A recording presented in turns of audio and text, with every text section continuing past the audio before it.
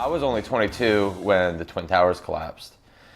I deployed to Iraq in 2003 as part of the invasion force with 369 Armored Battalion, 3rd Infantry Division. We were the spearhead. And it was one of the most difficult things I've ever been through in my entire life until I came home, because nobody told me how difficult transitioning from military life back into civilian life would be.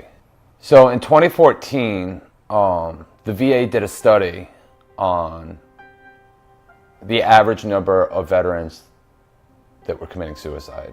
They found that the majority of these, there's about 800,000 that they suspect have PTSD that haven't been treated.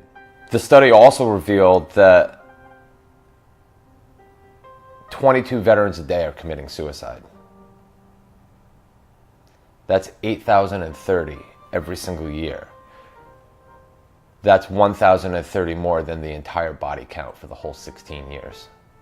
It's really this sense of disconnection and isolation and loss of purpose that ultimately leads 22 a day to make a forever decision that destroys families. And if you think about it, it actually destroys the very fabric of what we're fighting for.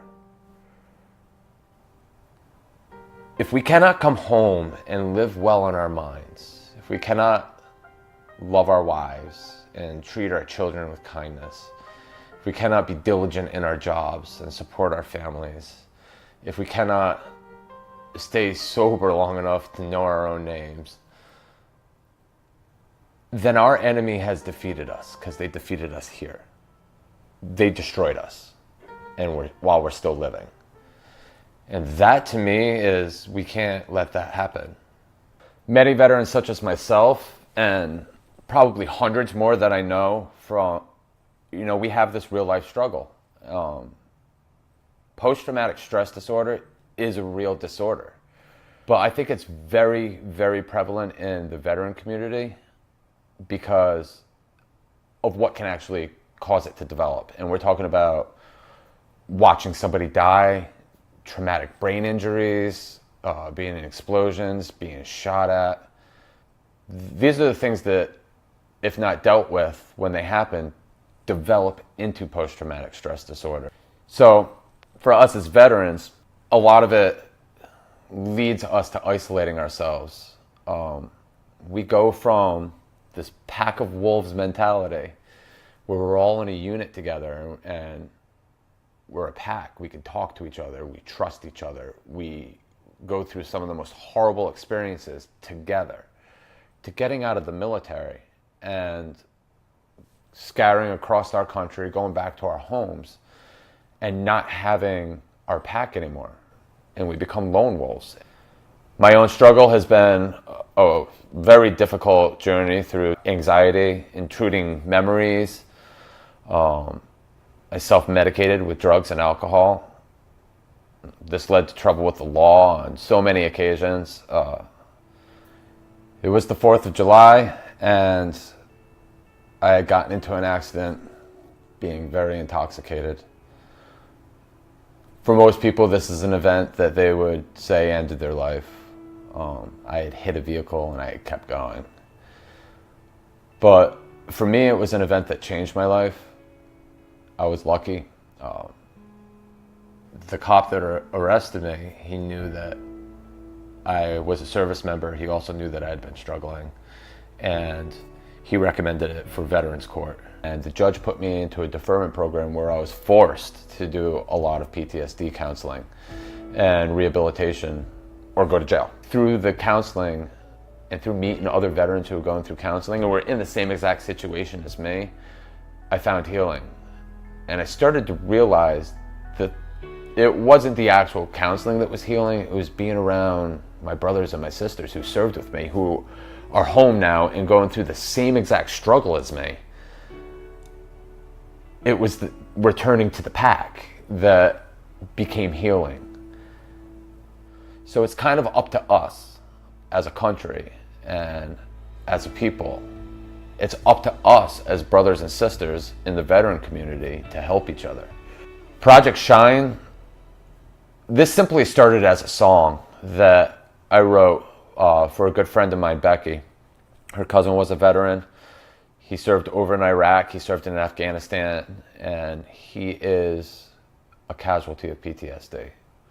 So Mission 22 is an organization that is dedicated to helping at-risk veterans through a plethora of their programs. They have all kinds of things that veterans need to calm their mind, put that anxiety to the side. So in conjunction with Mission 22 and the release of this song, we're trying to raise awareness and finances for Mission 22 to help veterans that are at risk get the help that they need. And to return to some sense of normal life, to find the lone wolves and bring them back into the pack. And if you don't know what Mission 22 is, you need to check these guys out. Mission 22 is dedicated to unite the country in the war against veteran suicide. Bringing our veterans home is every American's job. Ambassadors are creating impact in their community across the country. Mission 22 has comprehensive treatment programs for post-traumatic stress and traumatic brain injury at no cost to veterans. This is an American issue. No matter where you stand, there's a place for your support. Visit mission22.com to learn more. November 11th, on Veterans Day, Shine Like the Sun, which is the song that I wrote, is going to be available as a 99-cent download. Those proceeds are going to Mission 22. So the way that you can get involved and help save a hero's life is to go and download that song and know that on January 1st, we're going to deliver them a check that hopefully gives them enough money and enough resources to never turn another veteran away. So go to iTunes, find Shine Like the Sun. It's written by Travi B, that's me, and do your part. We need to remember that it's not weakness. It's not weakness to admit it. In fact, it takes greater strength to admit that you have a problem. I had to admit it, and there are many like me that had to admit it. We have to remember that we still have the power to be the light in the world that shines, that cuts through the darkness. To all of my veteran brothers that watch this video, I want you to know that I love you. I understand you. You do have purpose. Your life does have meaning. Reach out. Find me. Find others around you that are like you, because you're not alone.